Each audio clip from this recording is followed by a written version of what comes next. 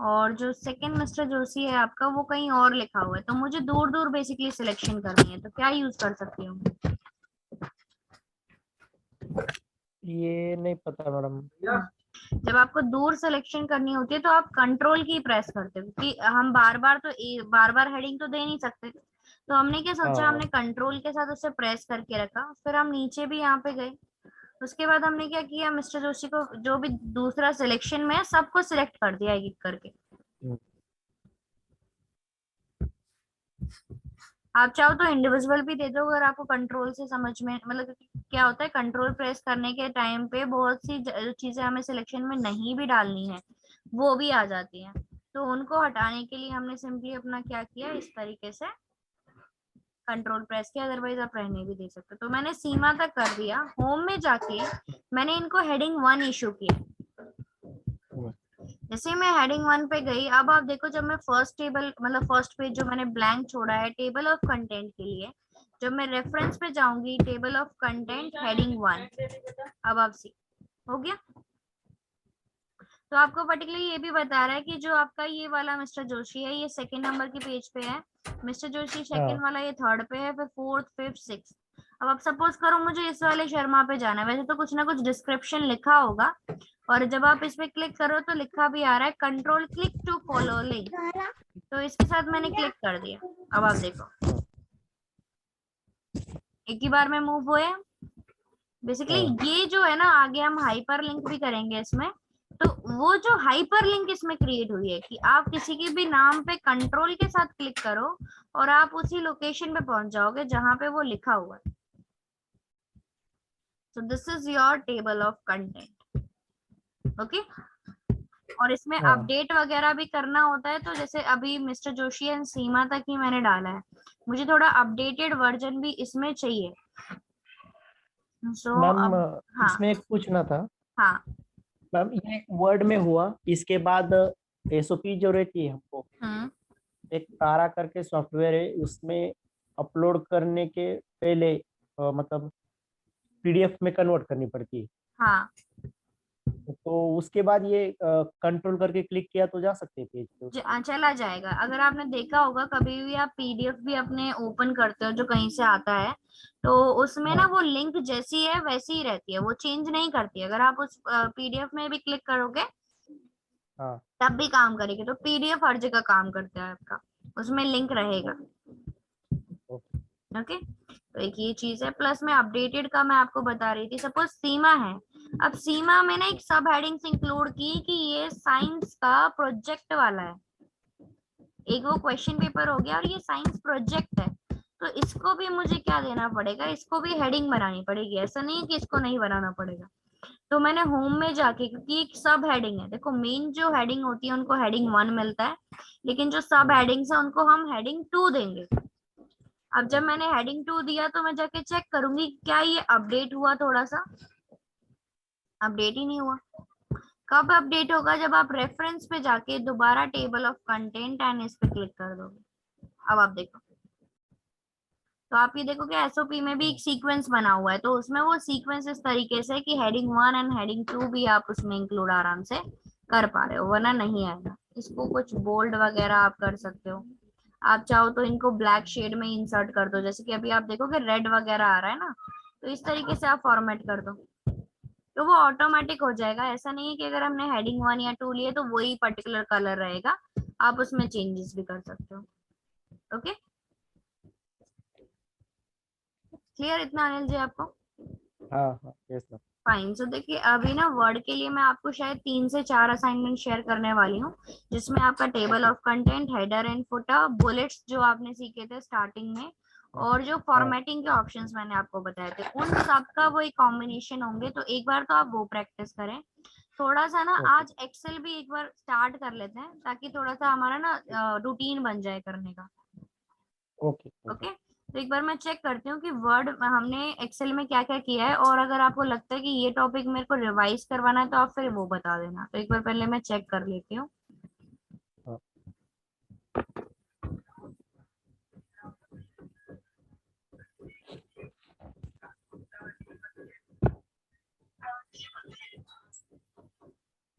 Hello.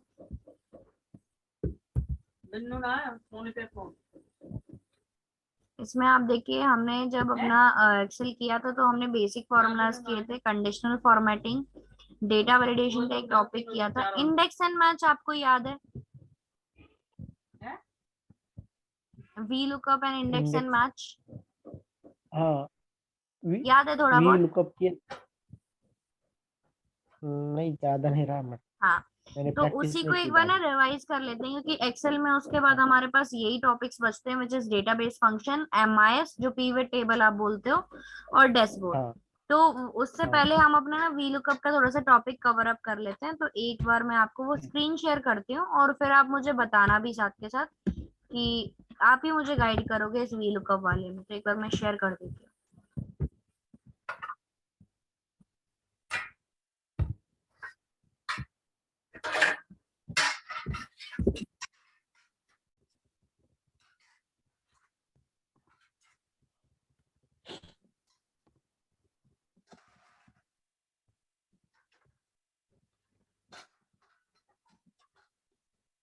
Visible हुआ screen आपको अभी? नहीं मैम, अभी नहीं। ओके,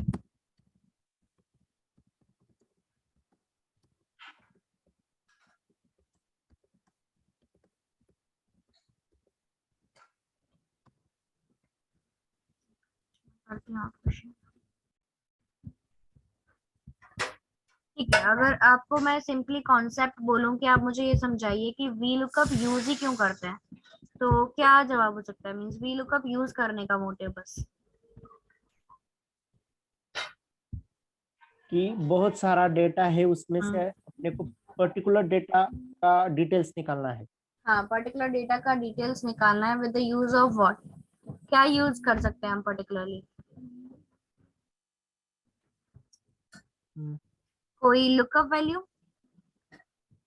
हाँ, एक एक लुकअप वैल्यू कुछ भी अपने को अगर मिल जाए तो हाँ, उससे हम पूरा क्योंकि डेटा जो हम है ऐसा ले नहीं है लेते कि हम हैं। डुप्लीकेसी के साथ काम कर सकते हैं, राइट? कुछ ना कुछ तो यूनिक होना चाहिए। हाँ और अगर डुप्लीकेट हाँ भी हो तो दोनों डुप्लीकेट की सेम ही डेटा होना चाहिए। अगर डुप्लीकेट नहीं है तो फिर चाहिए, राइट? सो आप यहाँ पे देखोगे, आपके पास हम्म, यहाँ पे दिल्ली का डेटा है, आपके पास मुंबई है और जयपुर। यहाँ पे through hmm, the use of VLOOKUP function आप मुझे उनका नेम ऑफ द एम्प्लॉय सबसे पहले निकाल के दोगे। After that basic salary is there and department. Okay, तो हमने यहाँ पे स्टार्ट किया with this VLOOKUP। Lookup value का मतलब यहाँ पे क्या होता है?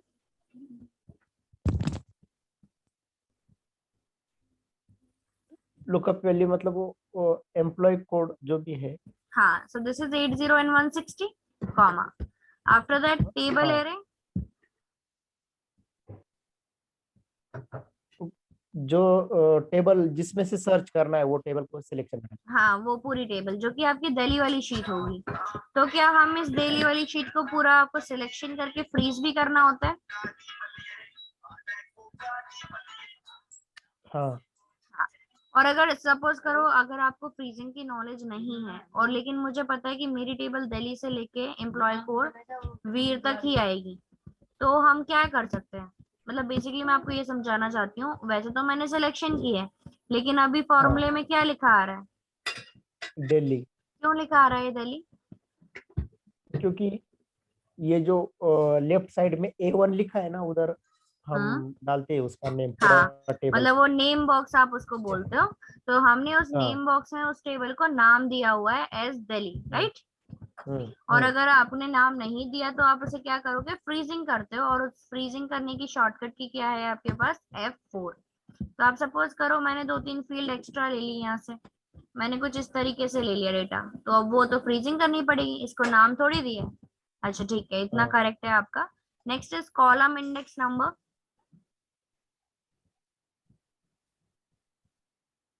Column index column number, index हाँ। समझो जो भी डिपार्टमेंट या बेसिक सैलरी जिसका हाँ, भी नेम करना ऑफ द है एम्प्लॉय मुझे पता करना है, तो यहाँ पे मैं क्या डालूंगी?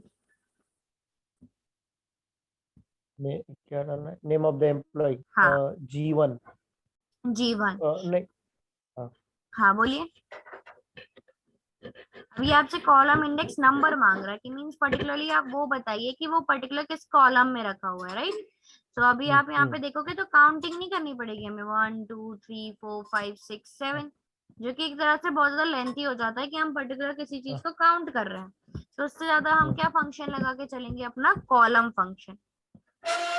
और कॉलम में हम क्या लेंगे, G1 जो आपने बोला, ब्रैकेट क्लोज कॉमा 0। अब आप देखो, अब आएगी इंफॉर्मेशन निकल के। बाकियों में क्यों नहीं आई?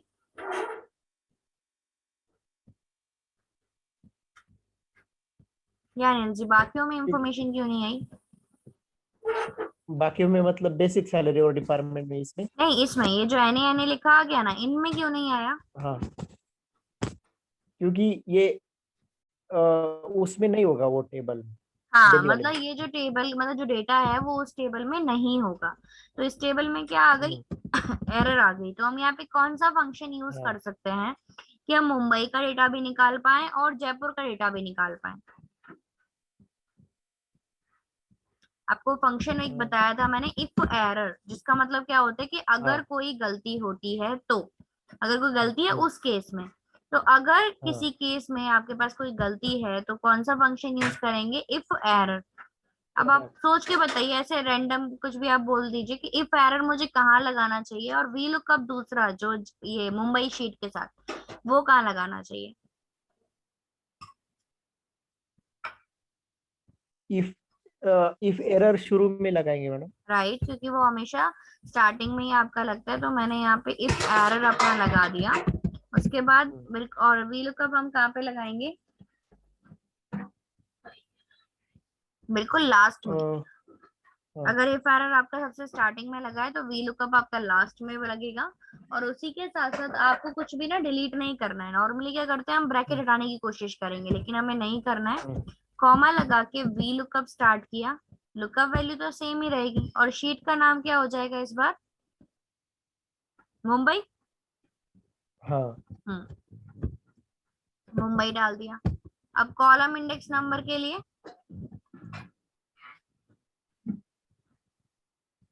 Column, column, right, column in column bracket, function हाँ, लगाया। और मुंबई में जाके हमें क्या करना पड़ेगा, यहाँ पे name of the employee selection में डालना पड़ेगा। ओके, हाँ, एंड कॉमा 0।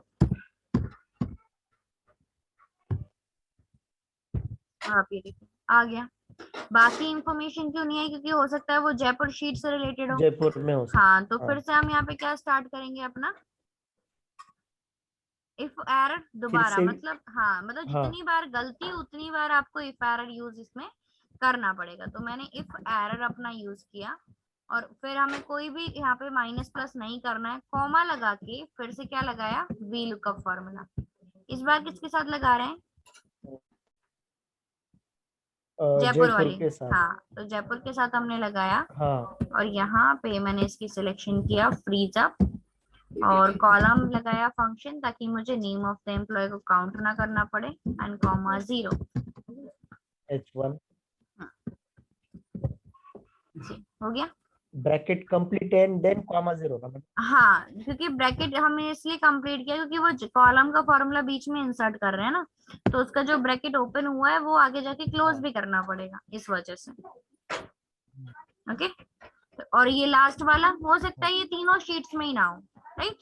तो मैंने क्या सोचा कि हाँ, अगर कोई डेटा है हाँ, जो तीनों शीट्स में नहीं है तो वहां पे स्पेस आ जाए। तो again we have started with our if error function, कि अगर ऐसा होता है तो कॉमा में, इनवर्टेड कॉमा में स्पेस शो कर दे। अब आप ये देखो, वो भी हट जाएगा। तो अब जो भी हाँ, आपके पास फैक्टर है, सपोज करो अगर आपके पास 78 है, नहीं है तो स्पेस आ गया। अब 80165 करेंगे तो भी चेंज, मतलब वही सेम अगर डाला तो सेम ही आएगा। 4 डाल देते हैं। ओके, क्लियर हुआ इतना आपको? एक तरह से रिवीजन ही है ये। Okay, okay ma'am, okay, fine. So हाँ, लाइक ना, इन एक अभी मेरे को मैम का मैसेज आया है, सो अभी ना हम इसमें कंटिन्यू करेंगे आगे, इंडेक्स एंड मैच। आप अपने टॉपिक याद रखना, हमें इस वाले में एक्सेल में इंडेक्स एंड मैच को फिर से रिवाइज करना है।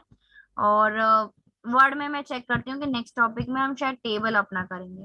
ओके, टाइम नहीं है। ओके, ओके अनिल जी, आप इस, मैं आपको असाइनमेंट वगैरह भेज देती हूँ, तो आप इतना वर्ड की प्रैक्टिस करें ताकि आपको एसओपी में थोड़ी हेल्प मिल जाए। ठीक है ma'am. Thank you. Okay ma'am. Okay, thank you ma'am.